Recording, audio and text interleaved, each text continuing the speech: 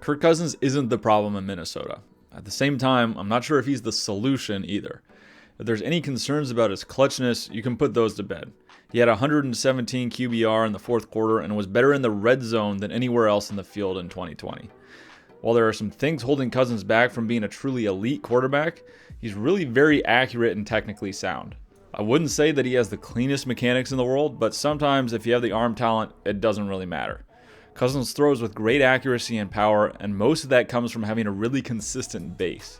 When he can throw on rhythm and keep that solid base, he really is one of the best pure throwers in the NFL.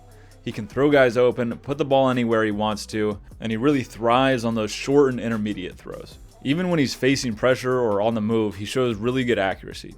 Cousins is terrific at manipulating the pocket and avoiding pressure in small areas. He consistently keeps his eyes downfield and finds a way to get the ball into his receiver's hands. Some of the small movements are pretty impressive. He might not be the most athletic guy and take off and threaten you with his legs, but he can be tough to nail down in the pocket. Cousins also does a good job of diagnosing blitzes and understanding what the defense is giving to him. The Bears here are running a zero blitz with their two linebackers blitzing from depth and their defensive tackle dropping into the short middle. Off the snap, Cousins is quickly able to diagnose what's going on. He sees no deep safeties, the two linebackers blitzing, and knows that there's now nobody covering Dalvin Cook out of the backfield. It might look like it's just a check down, but that throw is exactly what the coverage is giving him. I think the issues people see in Cousins is most visible with one thing: his lack of anticipation throws. Cousins really had trouble locking onto receivers and not being able to throw routes with anticipation. It's a problem, but also it's not in some ways. Being a see it and throw it guy is alright. Cousins is a really solid quarterback doing exactly that. Being unable to throw with anticipation, though, is also limiting his ceiling. Some of these throws are catches and completions and gain nice yards, but pay attention to when he's throwing these balls. By holding onto the ball until he sees things open, throws can come a beat late. Those windows can close and you can reduce the opportunity for running after the catch or getting a first down. On this play, the Buccaneers are playing cover 4. There's 4 deep players and the outside linebackers have the flats. All Cousins needs to do here is key off that flat defender and throw off of him. If he goes down outside, you throw the slant right behind him. That's exactly what he does, but Cousins pats the ball and throws it late, which creates a collision with the safety when there didn't need to be one. Cousins is just flat out a guy that needs to see it open before he throws it. The Lions are in cover 1 and there's nobody underneath the out route by Justin Jefferson. Regardless, Cousins still double clutches on the throw and makes sure that Jefferson has cut before he releases the ball.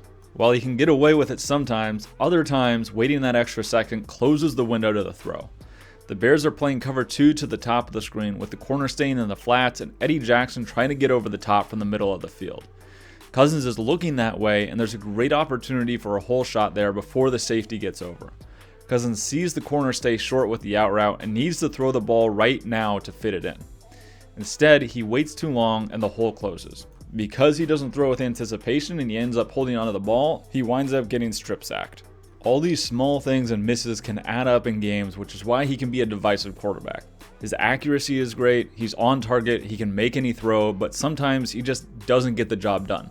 It's not because of him cracking under pressure or not being clutch, he's just a guy that needs to see people open to be able to throw it. Against cover 3, Cousins wants to throw the dig in the middle of the field.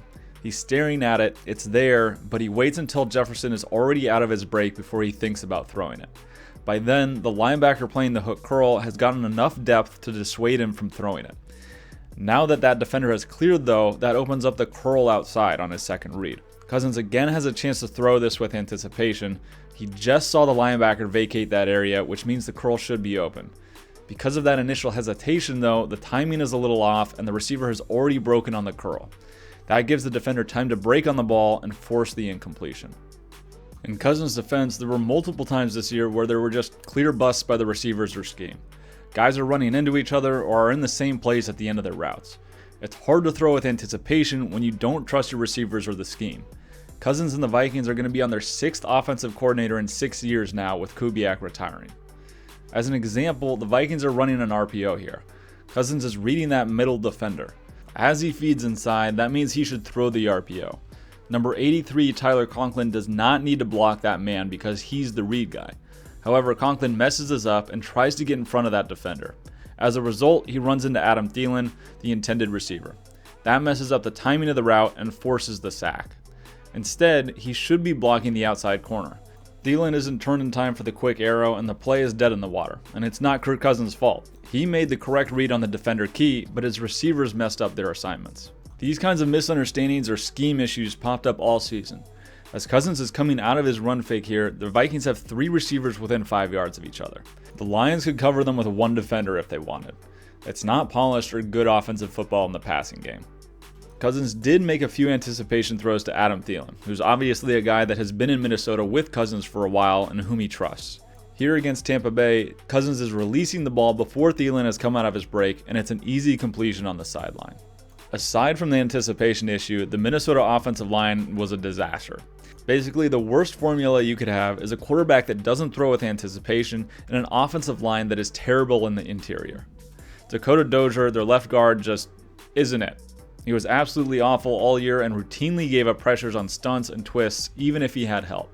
Cousins has shown that he can throw with anticipation, he just doesn't do it consistently.